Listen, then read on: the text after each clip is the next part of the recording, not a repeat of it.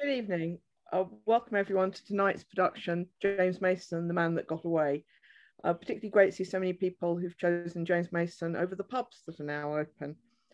My name is Nikki Smith. I work for Westminster Library. My colleague behind the scenes, Nina, works for Kensington Library. So tonight we have a co-production. Very thrilled to introduce Adrian Garvey. Adrian has written a PhD on James Mason. So basically there is nothing he doesn't know about him. So please ask any questions you have in the Q&A, and there'll be and hopefully we'll be able to get through as many of them as possible after the event. So welcome, Adrian. Hello, Nikki. Thank you very much for asking me to do this, and thanks to Nikki and Nina for all their help in setting up. And hello, everyone. Thank you very much for coming, and I look forward to hearing your questions afterwards. Okay, I'd like to start with a clip from one of James Mason's best known and most successful films, The Wicked Lady, from 1945, when we'll see him in action with Margaret Lockwood, who played the Wicked Lady. This scene takes place in the Leaping Stag Inn, a disreputable establishment where Mason, as Jerry Jackson, the notorious highwayman, has an assignation with Lady Barbara, who is playing the role of a highwayman, who has assumed the identity of a highwayman. Okay, here we go. Yeah? You're still wearing your mask, Captain Jackson.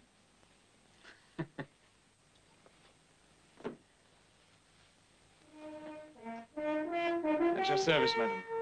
You remind me of a man I knew. A lover? We met but once, and the moment was not propitious. Now for your share of the bargain.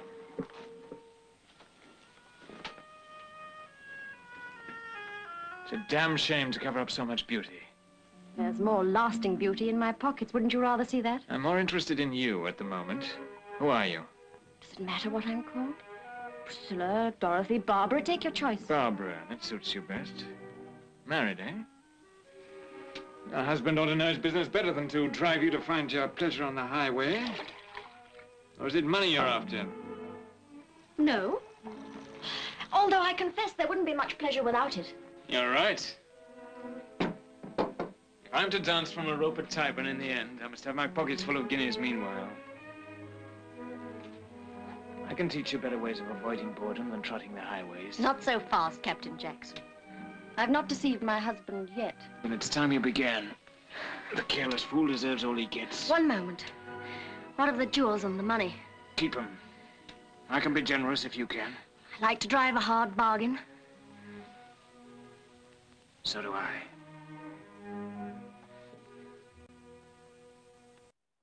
Okay, wonderful. So that was Mason in the kind of role that made him Britain's biggest film star in the mid-1940s. You can see the swagger he brought to these Byronic brute roles, the combination of charm and menace, the way he uses his voice, and the slight sense of irony around the performance. I want to talk tonight about his career, about how he achieved such success, but then became frustrated by typecasting and what he saw as the inadequacies of the British film industry at the time. And I want to look at the decade in Hollywood which followed and his mixed fortunes there. He's certainly not a forgotten actor, but perhaps I think an underappreciated one.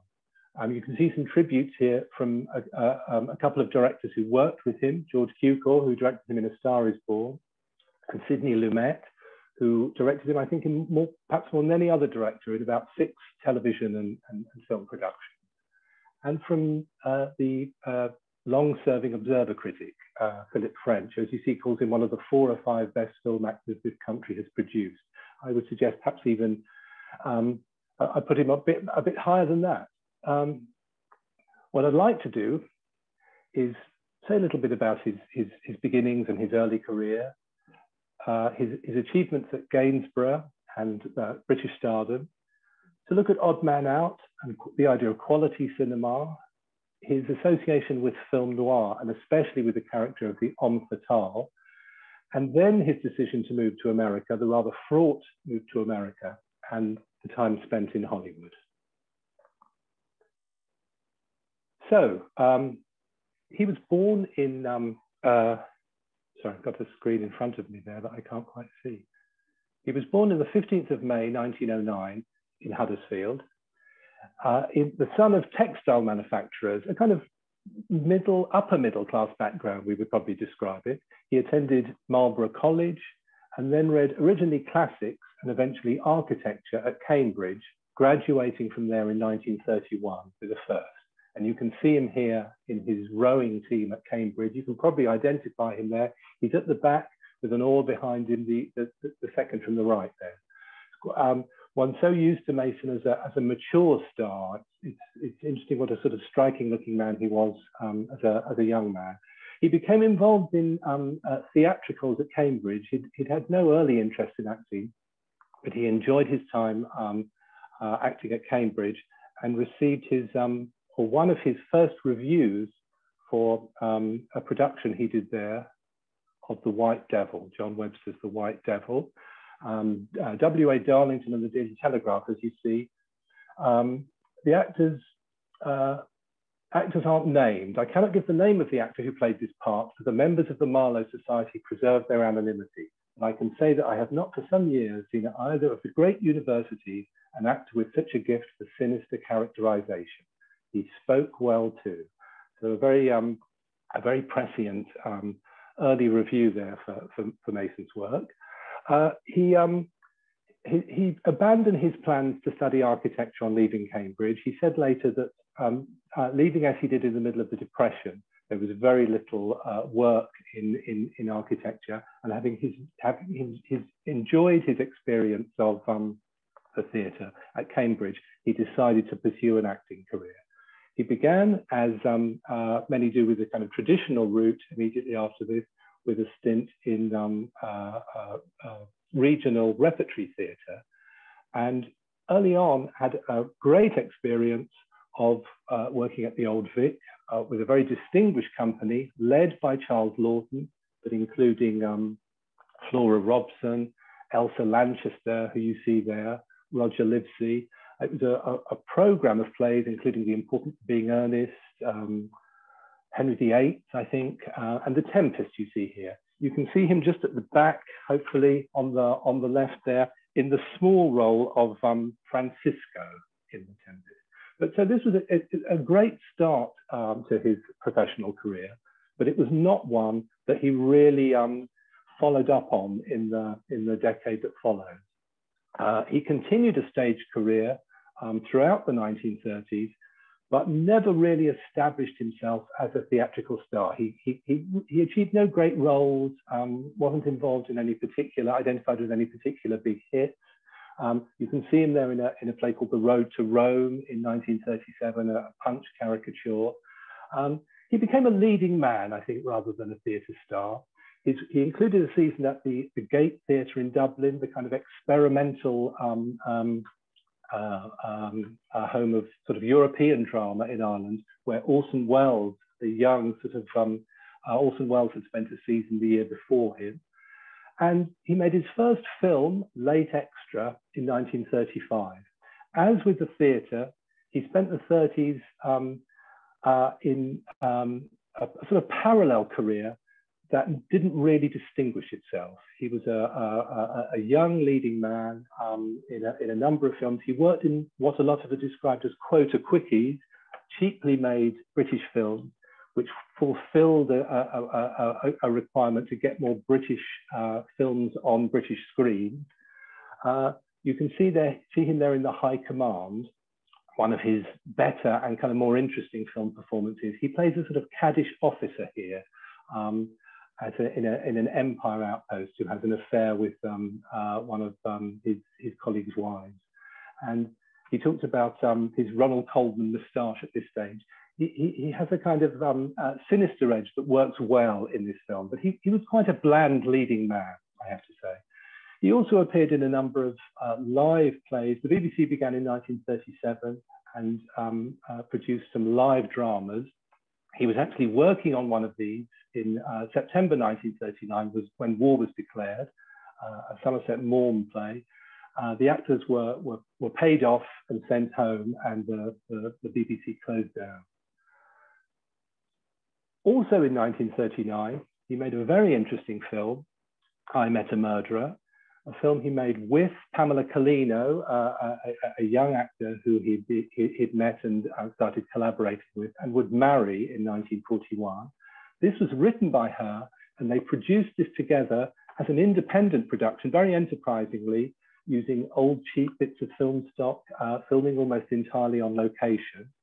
It's a very interesting film, which kind of prefigures his later image and shows how good Pamela Collino was at shaping his image. She plays a young writer, caravanning holiday in Britain, meets this young man who we know who has murdered his wife and is on the run, and she becomes attracted to him. They begin a relationship, and she's documenting in her writing her changing feelings and her increasing sense of anxiety about this man. It's a film that disappeared, really, released just before the war to very little attention, but his first really significant film, I think.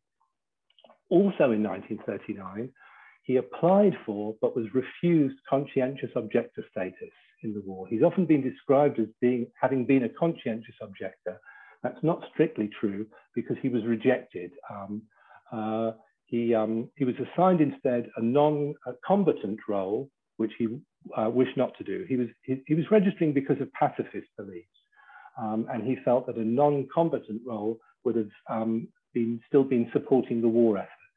He was waiting for the results of an appeal against this role he'd been assigned when he was given deferred status. As somebody working in the film industry, it was felt that he was, this was an important morale boosting industry. So it enabled him, really. It kind of glossed over the application he'd made. I imagine it would have been very damaging for his career if this had been known at the time. It was not widely known until much later, when he was writing his memoirs in the 70s. And then, with his 20th film, The Man in Grey, in 1943, he was launched quite spectacularly into stardom. This was one of the Gainsborough melodramas, which weren't exclusively historical melodramas, but the most popular and the most well-remembered are. And he was in 3 of these, as you see: The Man in Grey, Only by Gaslight, and The Wicked Lady, which we've already seen. The Man in Grey, he's the Marquis of Rowan, this sadistic, corrupt, embittered aristocrat. He marries Phyllis Calvert, who he despises simply to have an heir, begins an affair with her friend, played by Margaret Lockwood, then kills Margaret Lockwood. He horsewhips her to death towards the end of the film, when he realizes she's responsible for his wife's death. So an incredibly sadistic, malevolent figure. These films were the cinematic equivalent of bodice rippers, very heightened, charged melodramas, very, very passionate. They were very successful, but critically derided at the time. But they've gained a lot of academic interest in recent years. Sue Harper, in particular, has shown how interesting these films are as melodramas, as treatments, as addresses to women, and expressing kind of the experience of war, of the Second World War, for its female audiences. She describes it, as you see, as a vision of history, as a place where only feelings resided. And it's very interesting how they offer narratives which explore issues of female autonomy, transformation, and sexual desire. The Wicked Lady, obviously, is a great example of that. Lockwood was already established. Mason, Calvert, and Granger all became huge stars on the strength of these films, but Mason in particular. And it's striking, looking at them now, how little he's actually in these films. These films are for women, principally, and they're mainly about women as well. Although he is the Man in Grey, he's not actually in the film very much. He's barely in The Wicked Lady at all. So it's particularly striking how attention immediately focused on Mason and how Mason's star was elevated so strongly. He quickly became hugely popular. Fan clubs for him spread up internationally. He was known as Jimmy to his fans. He won every award going, the Picture Goer Gold Medal, the Daily Mail Film Award for several years. Of particular interest is this Motion Picture Herald poll for 1946, which, as you can see, was looking at the players who brought the most money to British box offices, British and American actors. And at a time when, as now, American cinema, British cinemas were completely dominated by American films, Mason came first and Lockwood came third. So it's an incredible tribute to the success and power of these films. Still very unusual for a British star to be so, to compete so well against American competition. You can see here a couple of reviews that distinguish the kind of fan response to the more serious one. Edith Nepine here talks about how he holds a unique place in the hearts of women picturegoers. Personality is his strong winning card, and the subtle underlying passion of his lovemaking in his very attractive voice provides his numerous admirers with all the thrills they require. On the other hand, the Monthly Film Bulletin, the British Film Institute's journal, says that he's an excellent actor with a fine face for screen work. Why must he always play a Victorian maidservant's conception of a rich, romantically overbearing lord? So these films, though popular, were critically derided by broadsheet critics and serious critics. But as you can see, they forgave Mason for them. There was quite a lot of derision for Margaret Lockwood, but Mason always had this sense of irony in his performance, a kind of distance from the roles he was playing here, and he was forgiven for them in a way that some of his co-stars were not. Nepine's piece there is unusual at its time for mentioning his voice. Although we hear a lot about Mason's voice now, it's his signature as a star. There was not much discussion of it at the time. I was struck by that going back to material from the 40s, but there's been a lot more attempt to define it recently. Now, I won't read out all of these, but I think there's some great examples here. Steely velvet, crushed velvet, aristocratic but full of connoisseurship, and a lovely one there from a French obituary tribute, Michel Ciotat, which I think beautifully evokes his voice. The Steely velvet, I think, suggests this kind of combination of harshness and softness in his voice.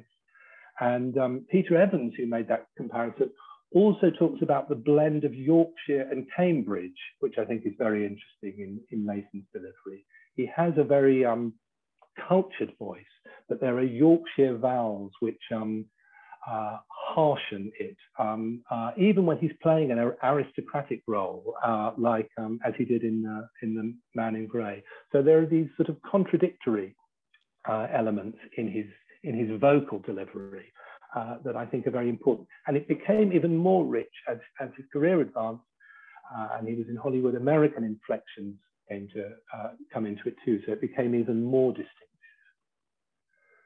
I've described the image he established in The Man in Grey as the perverse patriarch, which, as you see here, I describe as a deeply transgressive authority figure, power conferred by gender, class, variously by gender, class, and age, a charismatic but also dangerous or malign character, one often associated with predatory and violent sexual behavior. These weren't the only roles he played, but they were the ones that came to define him in many ways.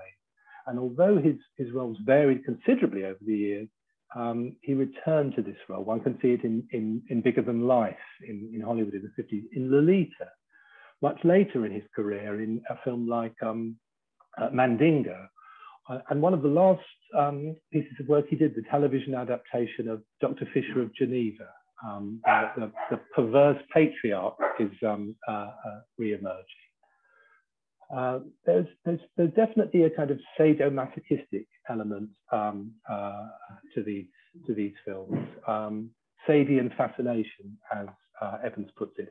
I don't know if 50 Shades of Grey has made any explicit acknowledgement to the influence of the man in grey, but one can certainly see that that theme re-emerging in that fiction in those films. It's an unusual star image, and it's a very unusual image of masculinity also. Sonia Rose, as you see here, has talked about how the image of British masculinity in the interwar, from the interwar period onwards, softened. She describes a domestic, conservative, and middle-class nation were those that came to define manhood and good citizenship. One can see some of the major British stars of the 30s and 40s here: Howard, Ronald Colman, Robert Donat, and John Mills, the other big male star of the wartime period, the kind of wartime everyman of British cinema. And there's a kind of gentleness, a sort of self-effacing quality about them, and a tweediness about their appearance. This didn't change in the war. In the war, the kind of hyper-masculinity that Mason's character embodies were much more associated with Nazism than with British masculinity. So it's in contradiction really with the dominant forms of masculinity at the time. I want to talk now briefly about two people who are hugely important in the early star career of Mason and the establishment of his image. Pamela Collino, who I've already mentioned, became his wife in 1941 and a frequent collaborator. She was the daughter of one of the Ostra brothers who owned Gaumont British Pictures, a very vivacious, gregarious figure, totally in contrast with Mason's off-screen image. She was a writer and actor as well.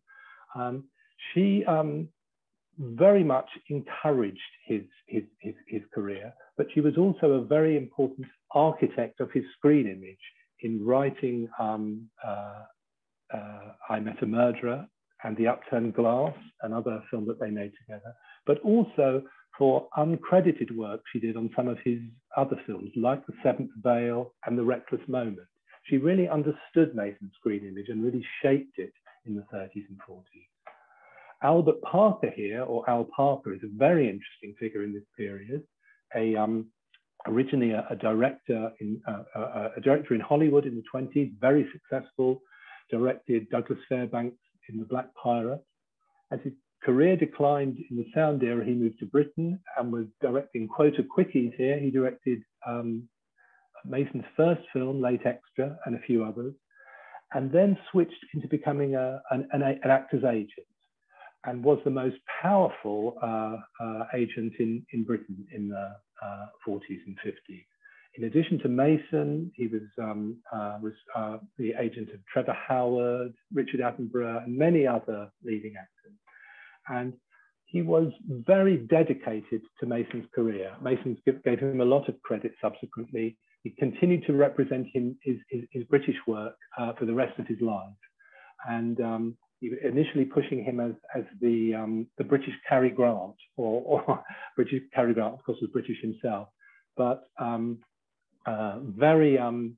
both these two have been credited, have had much more responsibility, it's been said, for Mason's achieving stardom than Mason himself. He was quite diffident early on in his career. The Seventh Veil now, a key film in his evolution as a star. This was a huge success, and a huge success in America also, so sort of paved the way for his move there. And it's very interesting in terms of his image.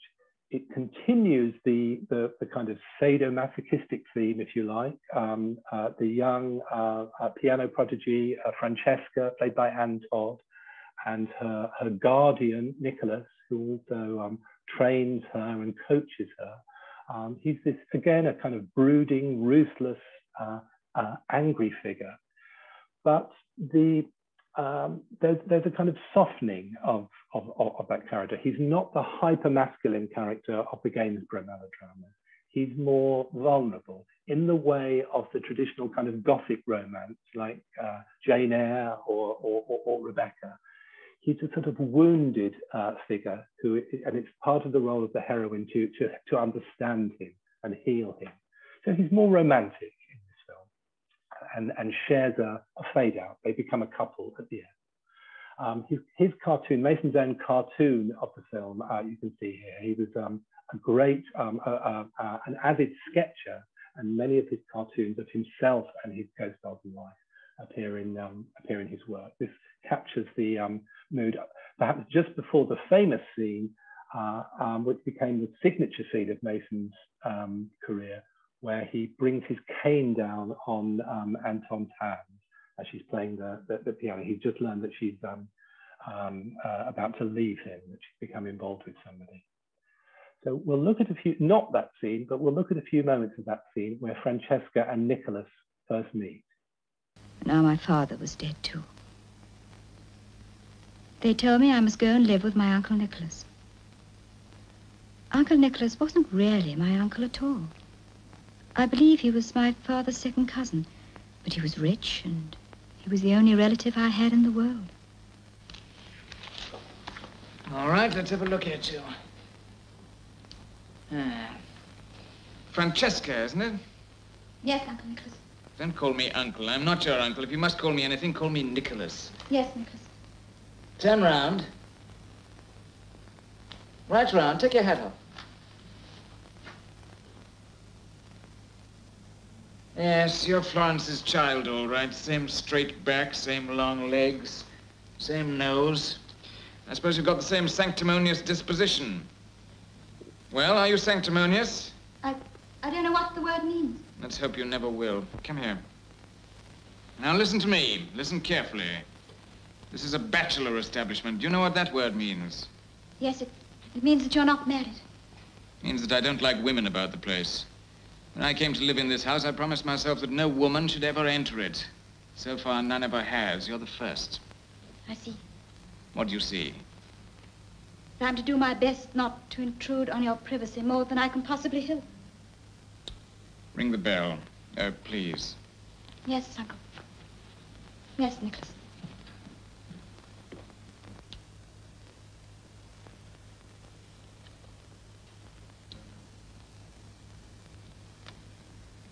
Would you like to stroke him?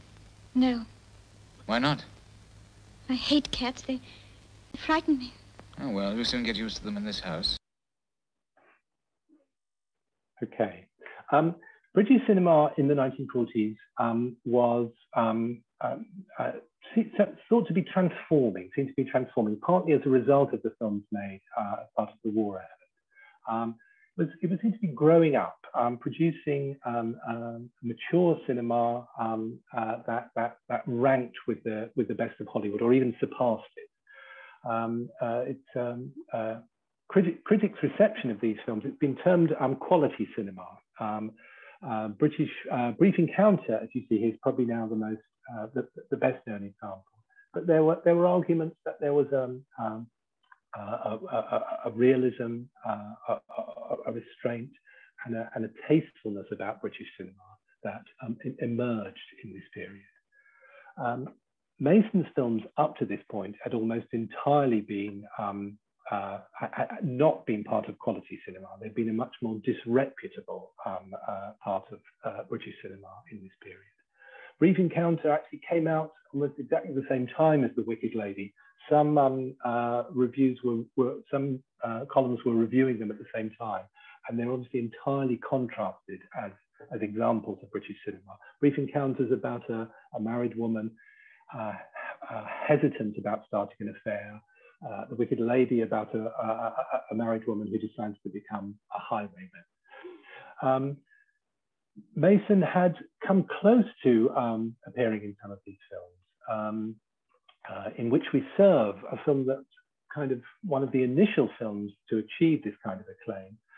He'd been considered for a role in that, but Noel Coward was unhappy with his Mason's position on the war, with his attitude to the war. I Know Where I'm Going, the Powell and Pressburger film, he was actually cast in, but fell out with Michael Powell over the accommodation arrangements for location filming in Scotland. It was actually his dropping out of that film which enabled him to take part in The Seventh Veil. But his association with the sort of disreputable end of British cinema was to change dramatically with his next film, Odd Man Out, directed by Carol Reed, a film about an IRA gunman, although that organisation is never actually named in the film, injured in a robbery early in the film, who kind of staggers through the night streets of Belfast, delirious and dying, experiencing various encounters and also flashbacks about his earlier life. This was a hugely acclaimed film, described by some critics as the greatest British film ever made, and very much part of was one of the peaks of the quality cinema movement of the period. We'll look at a few moments of it here.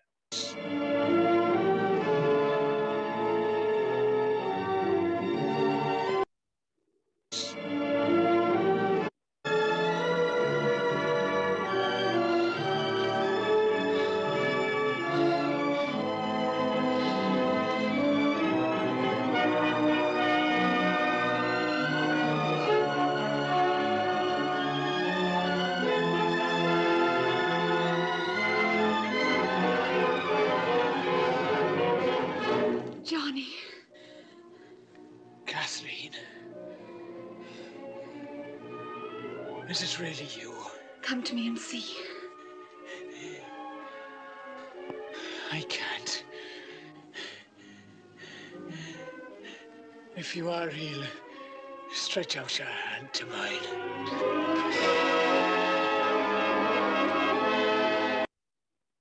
Okay, so this was, if any, almost a piece of art cinema of its time. But as you can see, it also draws on the iconography, the visual style of film noir. And this was a genre or a style which became very important to Mason's career at this time. We've seen I Met a Murderer, which I think works as a proto-noir. He was about to make as his last British film, The Upturned Glass, which he worked on with Pamela Mason, and his first, or one of his first Hollywood films, The Reckless Moment.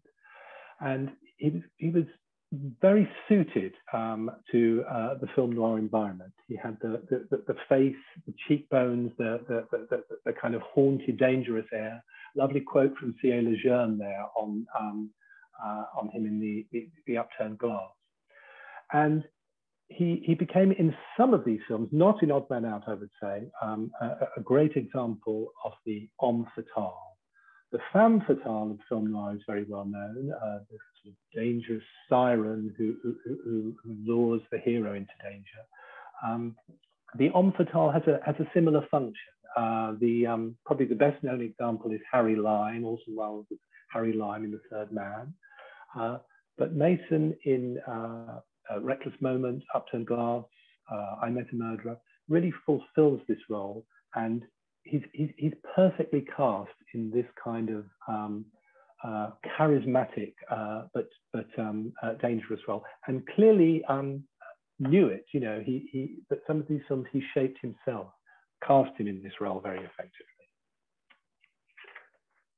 He was at the peak of his career with Odd Man Out, gaining respectability and critical respectability as well. But he was also becoming increasingly frustrated with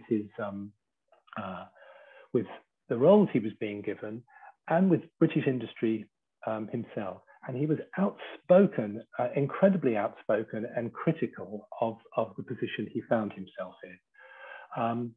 The Picture Post article on the right there, on the release of Odd Man Out, he was given the opportunity to review his career.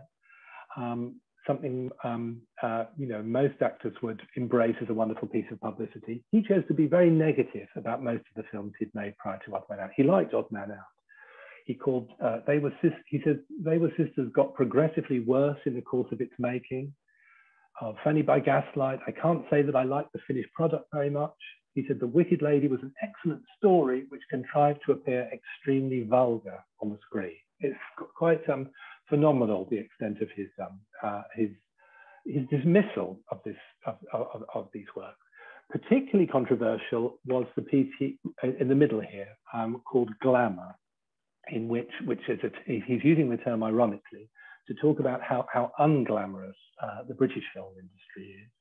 He envisioned a typical production with what he describes as an abysmally ignorant director coming in to replace one who'd been sacked, and an actor who's a drunken actor who has to be filmed from the waist up because of a broken leg. It's a terrible kind of denunciation of the British film industry. Contrastingly, there's much praise for Hollywood. Towards the end of the piece, he talks about having faith in the sacred permanence of an institution which fills my eyes with such delight and my mind with the glorious company of, and as you see, Carmen Miranda, Lena Horne, Clark Gable, Lana Turner, and so on. So it's really quite extraordinary, I think, that a leading British actor at this time, when British cinema itself is undergoing through this incredibly rich and fertile period, which he is identified with, is talking about,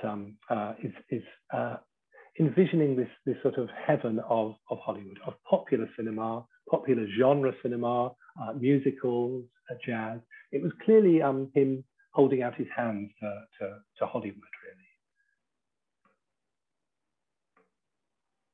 And he was unrepentant at the criticism he received over this.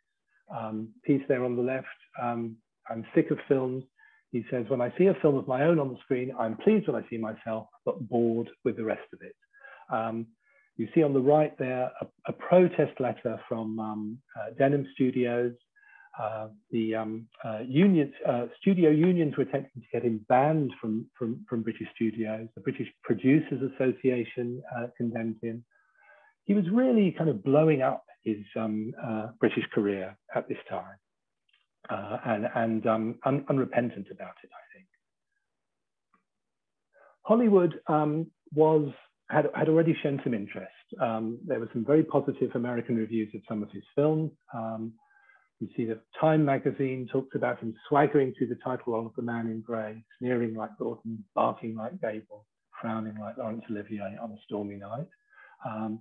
Walter Winchell there on The Seventh Veil talks about him as a Humphrey Bogart with an Oxonian accent. And this lovely story here from Variety about, from New York cinema owners talking about him being hot with bobby soxers. His older films, they say, are making the rounds, all good for heavy adolescent attendance. One of the managers says, films that were absolute duds when we showed them 2 or 3 years ago are red hot now. So he signed with the producer, David Rose, who was running Paramount's British operation during war, left Britain for America in 1947, but then discovered that David Rose had been promising him all kinds of wonderful deals in Hollywood with control over the roles and producing possibilities, was simply wanting to sell him in a contract and own a piece of it. So he was sued when he tried to get out of this. He was sued by Rose for breach of contract, and for 18 months was unable to work in Hollywood. They were, when Pamela and James were kicking their heels in America, unable to make films, they appeared unsuccessfully in a Broadway play, Bathsheba. But yes, he was unable to work. This was obviously disastrous for his career. Bad publicity from the trial, but he also lost all the kind of heat he had as a new star going to America by being unable to work from this period. So when he did arrive, he was, as it was seen at the time, forced to work on an independent production with an untried director, who we see here, Max Offals. Mason Offals and Barbara Bel Geddes in Court, the first film he made with Offals. Offals, a great director from Europe, struggling to establish himself in Hollywood. Very typical, very characteristic, I think, of the kind of director that Mason worked with and associated with in Hollywood. As well as Offals, he was great friends with Preston Sturges and Jean Renoir. In neither case did he actually work with them. There were plans for him to be in their film, which didn't happen. Nicholas Ray later, who he made Bigger Than Life with, and I think Kubrick as well. All these people were outsiders, not part of the Hollywood establishment, and he identified with them, I think, and enjoyed collaborating with them. His work with Offals is now hugely acclaimed. I think The Reckless Moment, which we'll look at a moment of now, for me is his greatest film. This is a combination of melodrama and noir. Lucia Harper, played by Joan Bennett, her daughter has become involved with a rather kind of seedy character who is accidentally killed. Lucia is now visited by Donnelly, played by Mason, who's attempting to blackmail her.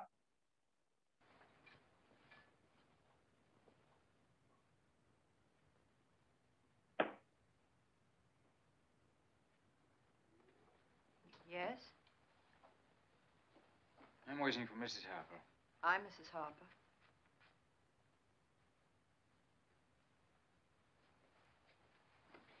My name is Donnelly, Martin Donnelly. I'd like a few words with you. Yes? What about? Do you mind?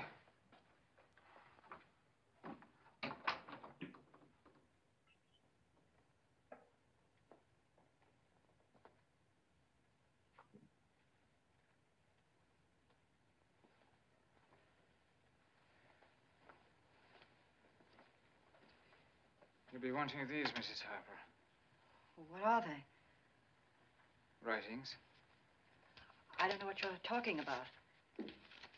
These are letters which your daughter wrote to the late Ted Darby.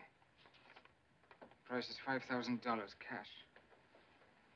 Ted, darling, I just wasn't alive until I met you. But you came like a fresh wind blowing through my stuffy room. I don't know, Ted, if I can make up my mind to do what you asked yesterday. I'm afraid I'll have to ask you to leave, Mr. Donnelly. Would you like me to call the police? I wouldn't do that if I were you, Mrs. Harper. Okay. I love the way that he turns this, you know, suburban home into a film noir environment in that scene. So after a shaky start, I think, he established himself well in Hollywood. He had prestige films like Julius Caesar. He had commercial successes like Five Fingers, spy drama, and The Desert Fox, in which he played Rommel. His biggest hit, his biggest success, I think, in Hollywood was 20,000 Leagues Under the Sea, in which he was Captain Nemo. Probably not a film that advanced his career that much. It wasn't one especially identified with him, you know, a Disney family film, but a huge success. Bigger Than Life with Nicholas Ray. On the strength of the success of The Desert Fox and some other films he made at Fox, he was given a producing contract and made Bigger Than Life, a fascinating film about a high school teacher who becomes addicted to cortisone and becomes delusional. It's a male melodrama about the kind of breakdown of American masculinity. It was not a success, unfortunately, and his producing career really ended there. He didn't get another project off the ground. Another film which a lot of people went to see this film, but it lost money because of the great costs. A Star Is Born, second version of A Star Is Born with Judy Garland, a great testament, I think, of how well Mason works with others. They seem such an unlikely couple, Garland and Mason, but work so well together. like so many of his roles, he was not high up. He was not a first casting choice for this. Cary Grant had been courted by George Cukor. Humphrey Bogart turned it down. Frank Sinatra turned it down. Even Stuart Granger, Mason's old colleague from Gainsborough, turned this film down. I've got a clip now of one of my favourite scenes in his career where Mayne crashes the stage during Garland's performance at a charity benefit. Shine. You want to have grapes on the vine. You want a love that's truly true. You gotta have me go with you. You gotta have me. Why the hold out? And me. Have you sold out? Time you woke up. Time you spoke up. This line I'm handing you is not a handout. As a team we'd be a stand-up.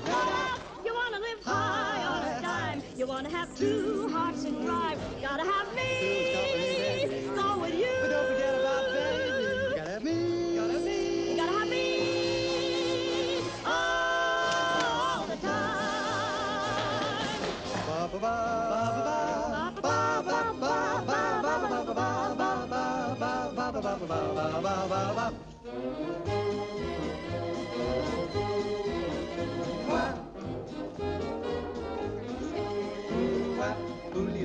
Why the holdouts have you sold out? Time you woke up, time you spoke up.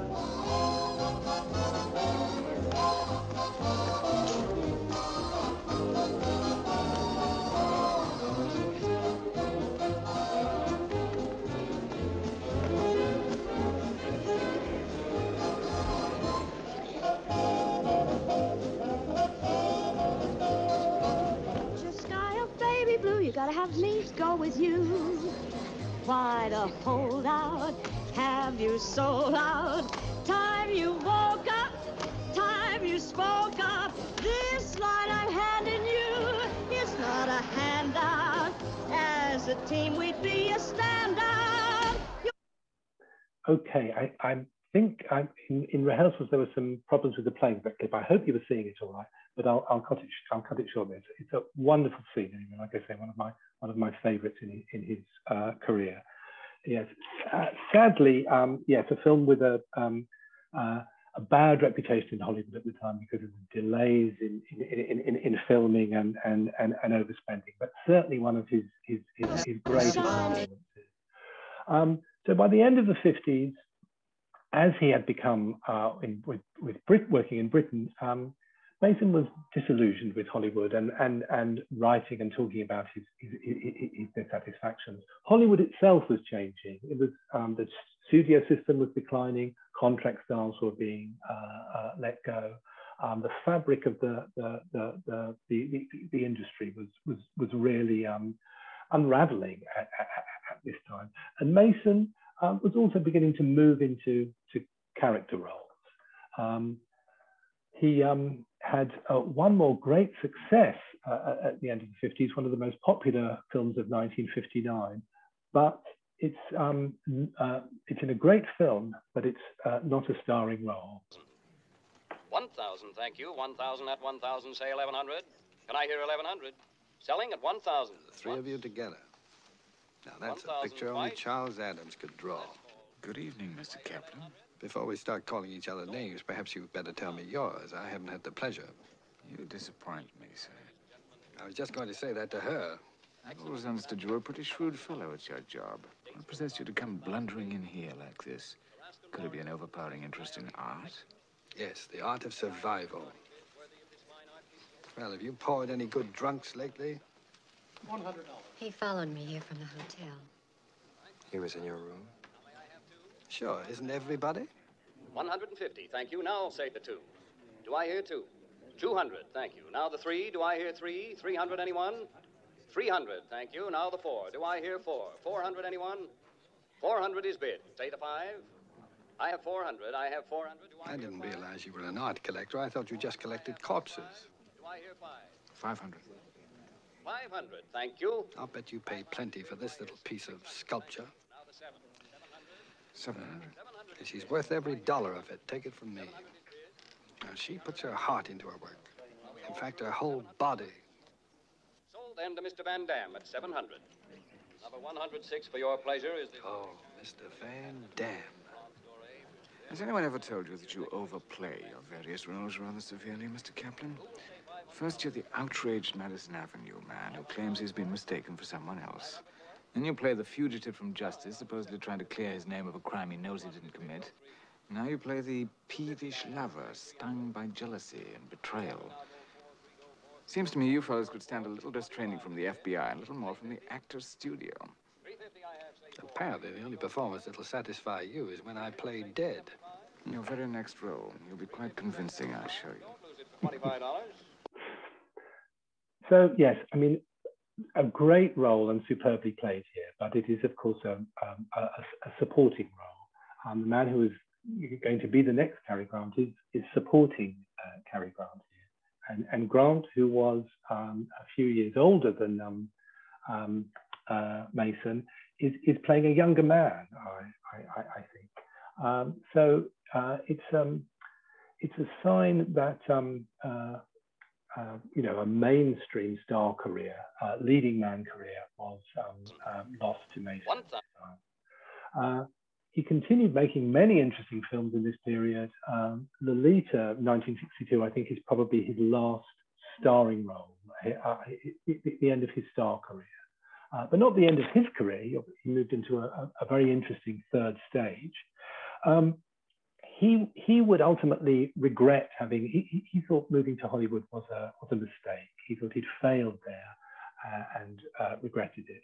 But I think that is a harsh judgment. He made a lot of very interesting films there, worked with some great directors, gave some fascinating performances. There were some duds, Forever Darling, where he played Lucille Ball's guardian angel, amongst others. But I think he misjudged, I think he undervalued his achievements there. And some of the films that he made, like The Work with Offal, have come to be regarded as masterpieces, bigger than life also. And the British industry changed as well significantly in the 50s. I think it became more conservative.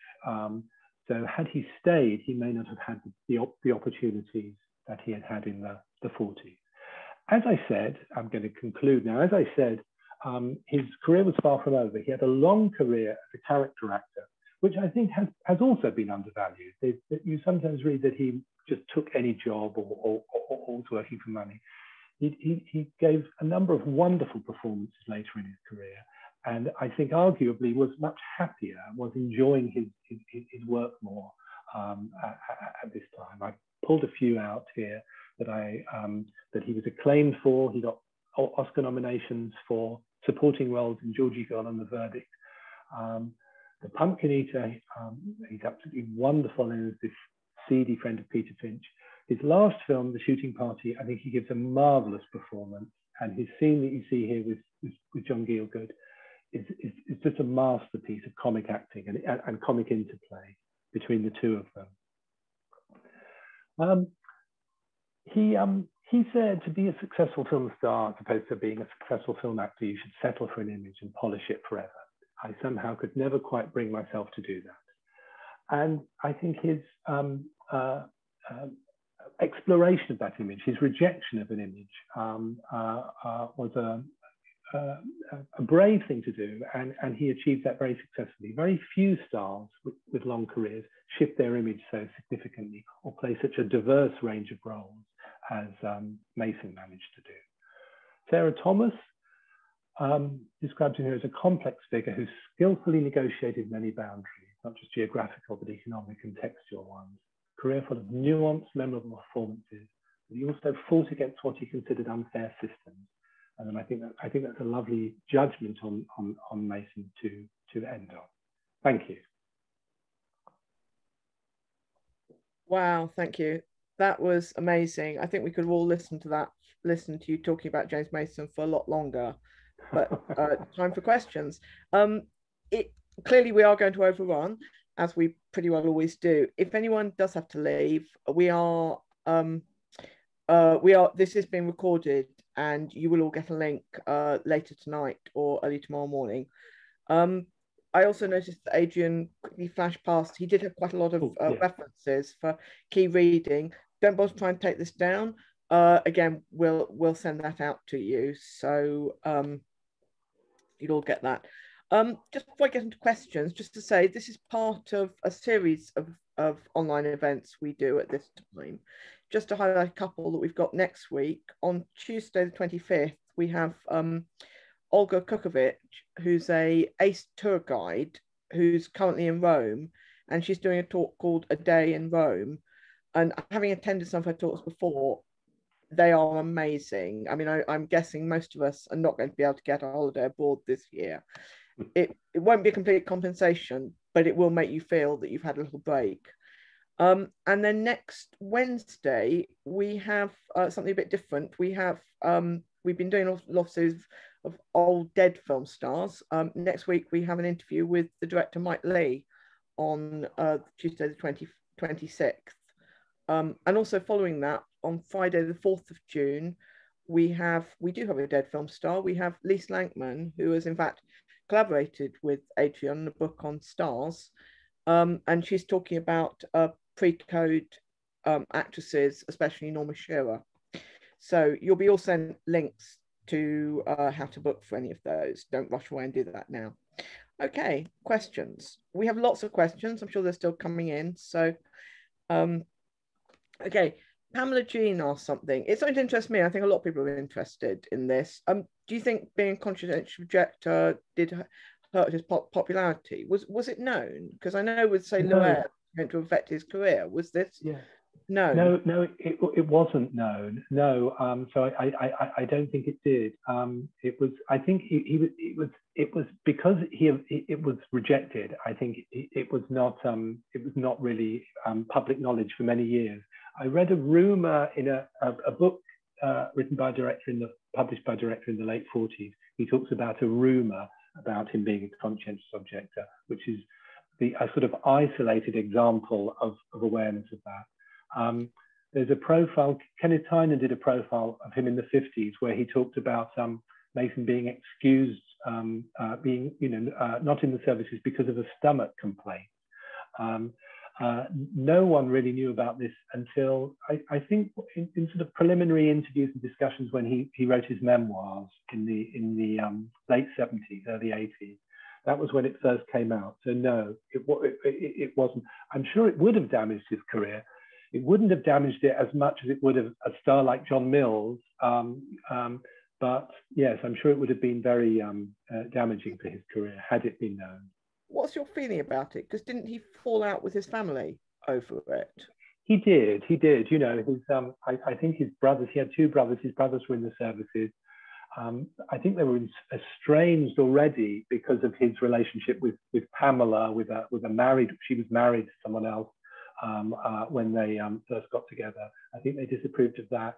And yes, he was. I think he as I understand it, he reconnected with his family in the 60s, and he sort of really embraced his Yorkshire background, reconnected with his Yorkshire roots then. But yes, I think it did cause an estrangement from his family, definitely.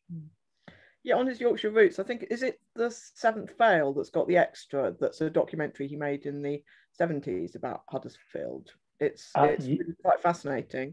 It is, yes. Home James, which you can probably find online, and yes, is available as an extra in some of his films. Yes, where he I think it was made with Yorkshire Television. He revisits his haunts. It's a sort of documentary portrait of Huddersfield, and around that same time, Spring and Port Wine. I mean, he's using his Yorkshire accent in Georgie Girl, I think, as well. Yes, he very much reconnected with his roots in that period. Donna Hill asks, being a fan of both Mason and Margaret Rutherford, is Catch As Catch Can available anywhere? I don't know that one. Do you know? No, that? I don't. I don't think it is, unfortunately. No, I saw a copy of it in the BFI archive. You know, things come in and out of things. Amazing things, as I'm sure you know, Donna, pop up on online. but that's not one of them. No. In fact, it was you, Nikki, who helped me with some other early ones. I think possibly even his first one. Yeah, I think you did. Although it has to be said, someone's mentioned down here, Talking Pictures TV, for those of you in England, has shown quite a few. Because I Met a Murderer, they've shown, haven't they? Yeah. And they've shown Spring and Port Wine, which haven't really been available for absolutely ages. But I think right. It's worth keeping an eye on their schedules. Yes, absolutely. You know, Catch as Catch Can, as I remember, is quite like a sort of screwball comedy, a sort of Hollywood style film. You know, taking place on a ship. It's a very enjoyable film. But no, sadly, I've not been aware of a copy of that outside the BFR. I'm sorry. Donna, by the way, is joining us in July. She's giving a talk on Rudolph Valentino. So that's something to look forward to. Wonderful. Yeah. Krista Lawler asks, who his favourite leading lady was. Do we know? Well, I think he said Margaret Rutherford. I think he said that more than once. I think it was a kind of a tactful answer in a way as well, you know, to avoid offending some of the leading ladies he's had. But yes, I'm sure on more than one occasion he said Margaret Rutherford in Catch as Catch Can. A couple of people, Ellen Cheshire and Lorne Gonzalez, are interested in the cat in the Seventh Tale, because it's quite an early sort of example of the cat being used as a sort of villain. I mean, they're probably up to signify a bit of a villain. It's Lawler. I mean, do we know if that was a director's choice or his choice? Did he like cats? I don't know. No, like I say, he and Pamela were certainly known for their love of cats and wrote a book about it, even The Cats in Our Lives. Something they did, I think, when this lull, when he couldn't work in Hollywood, he was certainly identified with it. I think there's a strange way, certainly early on in that film, when he's quite a sort of feminized character. It has the aura of a kind of Bond villain act now, but I think there's a sense of a suggestion of his character's vulnerability or softness with the use of the cat in that scene as well. But yes, it may have been his own suggestion, I suppose, with his love of I think it was Persian or Siamese cats he particularly liked. Yeah, and it's quite difficult to get a cat to behave on set, I imagine. So you can see him gripping it quite firmly. Yeah. Lucy Bolton comments that he's immaculate in North by Northwest. Do we know if he enjoyed making it? Did he enjoy working with Hitchcock and Grant? I mean, not particularly. He wasn't unhappy making it. He got on well with Hitchcock and Grant and even Maurice, but I think he felt it was not the kind of work he enjoyed. He felt like a clockwork. He says like a clockwork mouse or something, sort of tightly controlled by Hitchcock. I think he enjoyed collaborative kind of playing around and experimenting with how things work.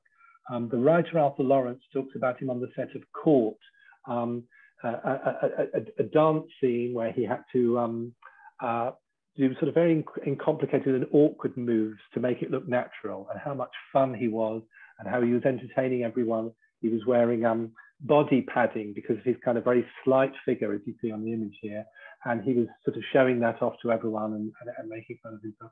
I think he enjoyed the kind of collaboration and experimentation, if you like, as part of the process. And that's not really what you got with Hitchcock, unfortunately. Jose Arroyo wants to know how you think his performance in A Star Is Born compares with other actors in the role, Frederick March, Chris Christopherson and Bradley Cooper. Right. I mean, it's so hard because I'm such a fan of his. I think he conveys the kind of depth of self-discovery so kind of powerfully and unselfconsciously. A clip I often use is the one where he overhears them he overhears Garland and the studio boss talking about him and breaks down in bed. I think it's a very raw, intense performance. I think the other I'm not so keen on Bradley Cooper's really, but the other actors who played the role are very good in different ways. But I think none of them convey. None of them are so emotionally charged, I would say, as his. Yeah, Pamela Jean comments. A sniff from Nikki there. Sorry. Sorry, Adrian knows that I have a different view on this from him, but it's James Mason's evening. Pamela Jean says that he's known to have been very kind and patient with Judy Garland on set. Do we know that? I mean, I'm assuming. I know she had issues, didn't she? She is, yes. I think her. There was this huge responsibility and comeback, and her husband was producing the film. I think it was a very fraught production with lots of delays. But yes, he occasionally expressed, later would express a kind of impatience, and he didn't. I think he felt that the film was too much skewed to her character. But yeah, no, he was extremely fond of her. I love the surprising way they worked together, and he gave the eulogy at her funeral. So they were certainly close. Yes, I mean, he worked so well with such a surprising range of actors: Shelley Winters, Ava Gardner. Very surprising combinations of co-stars that he comes across that he interacts so well with, I think. Interesting question, Celia Nichols, sorry. It's very small print, the question and answers, I'm afraid. Could you talk a little bit about whether Irishness in films like The Reckless Moment and Odd Man Out complicates Mason's image? Do you have any thoughts about an actor so well known by his voice putting on an accent? Because it's true, because his voice, you do lose that kind of timbre. Yeah. Timbre, the right word? When that those particular Masonic quality, which people have mentioned in the chat, that he still impersonated. Eddie Izzard does impersonate him. Kelsey Grammer does impersonations for him. He's still impersonated sometimes. In Blackadder, there's an episode of Blackadder where someone does where they do the lady. They do very well. And Steve Coogan and Rob Brydon on The Trip do him at one point. Yeah, no, I think that's very interesting. Yes, I think the Irishness does connect with a kind of, a kind of poetic, romantic quality. It kind of softens his image. He spent time in the theatre in Dublin. His accent in The Reckless Moment has been mocked. People find it comical, but I don't at all. My parents were from Ireland, and I find his Irish accent perfectly convincing. And yes, I think it does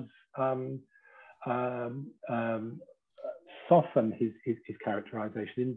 Very interesting. I love the way he says. I'm probably saying the wrong one. Does he say writings in that Reckless Moment clip when she asks what the letters are? I think I think it opens up a kind of a poetic quality to his characterization that's very effective, I think. Sally Young asked, can you tell us who suggested he should do the documentary on London in the 60s, The London Nobody Knows? It was extraordinary. I must say, I don't think I've ever actually seen that, but I'm sure it's great. I don't know much about its history, I must say. No, it is a fascinating film. He's very actorly in his presentation there, very different from the Home James one. But no, I'm sorry, it's a film I enjoy, but I don't know anything really about its production background. I'm sorry. Jane O'Toole asks, I'm not sure where this comes from. Was he a friend of American radio comedian Fred Allen? He was, yes. How did that come about? And Fred Allen's wife, Portland, he named his daughter after her. They were great friends. He's not well known here, Fred Allen, at all. He made one or two films, I think, in the 40s, but he was a hugely popular radio comedian in the 40s. I think he's in the, he might be in one of those dictionary of quotations for saying that television is a medium because it's neither rare or well done. Have I said that? Have I said that right? Yes, they were great friends. And yes, to the extent that he named his daughter after Alan's wife. Wow, I had no idea about that. Ian Charles says, marvellous talk, but he's disappointed. So disappointed unless I missed it. You didn't mention his stellar role in The Deadly Affair. We did actually, last week, we had a talk on Lost Rivers of London, where the speaker mentioned it features some of the locations for that, because I believe it's on the river near Hammersmith. But I must say I haven't seen it for a long time. So. Yes, no, I'm sorry that, you know, I left out really that whole part of his career, which is so rich, and that is a film I'm very fond of. It's a you know, fascinating. You know, it's one of the great 60s films and one of the great London films. Yes, I'm sorry I couldn't say more about that film and that whole period really, but it's a film I strongly recommend to anyone who's not familiar with it. Someone anonymous has pointed out that he did several radio shows with Burns and Allen. That would be Gracie Allen, I guess, rather than Fred Allen in the USA with Pamela. In which case, they're probably on YouTube or iTunes. So that's something. Yes. I think they are marvelous. Gracie Allen has heard that James Mason and Pamela Mason have moved next door, and she's very excited and wants to meet them.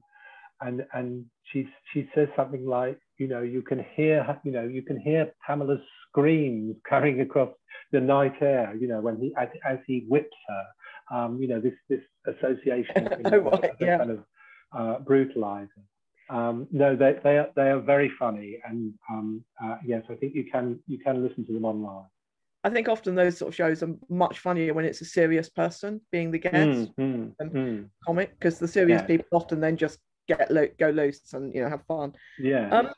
Richard White asked about his childhood. Did he have a happy childhood? Do we know about his relationship with his parents? I think he did. Yes. There was this period of estrangement, but I think he was very happy. I've read his personal archives held in Boston, the Howard Gottlieb Archive, I think it's called, part of Boston University. And there's a huge gap of the middle part of his life, but you can see his Boy Scout diary, some letters home from school, which, you know, I can't remember it exactly, but, you know, I love you, and lots of kisses. I think he was very close to his family and his brothers growing up. Yes, I believe he did. Someone, Gargi, asking why wasn't he knighted? Do we know if he was ever offered any honours? I don't know. I'm afraid. I don't know whether it would have been related to his wartime. He was you know, living in Switzerland, which I think could sometimes be a bar to people being seen as eligible for honours. I'm not aware of him turning anything down, certainly, but yes, it is surprising. Yes. I mean, David Niven, who's pretty much his exact contemporary, who did have a good war, as they say, wasn't given any honours, and he lived didn't he? Right. And I don't think he was given any honours. He did live. He was kind of a neighbour, wasn't he? I think. Yes. And I think it was a long time before film acting was acknowledged as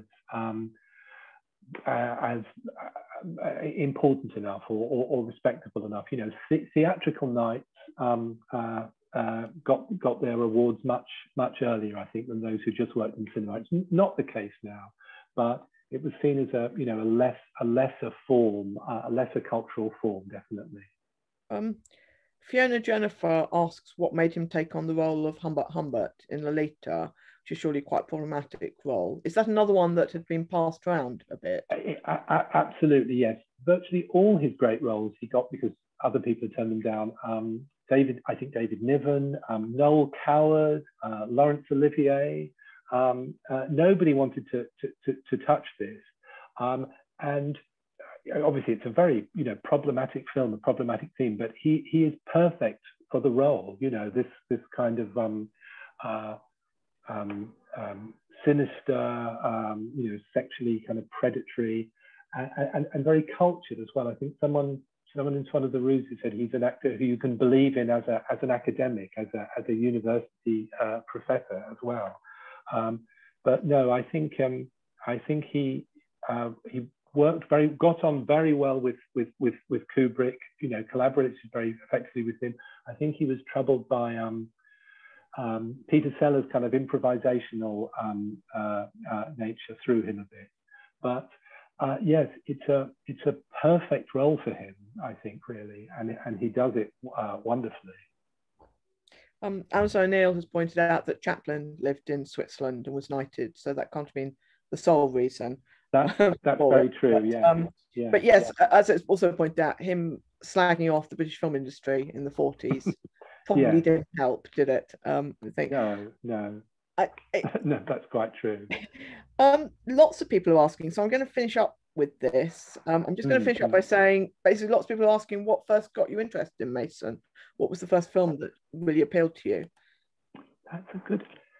It's so interesting because I've always liked him, but I was really looking for a subject to write about, wanting to write about stardom, being torn between writing about British cinema and Hollywood cinema, and he was a sort of solution to a riddle, really. You know, he was someone I liked, but I chose him as a subject to study because it meant I could look at British cinema and Hollywood cinema in a period that I'm very interested in the 40s and 50s. So he kind of took over after that. You know, I got to see many.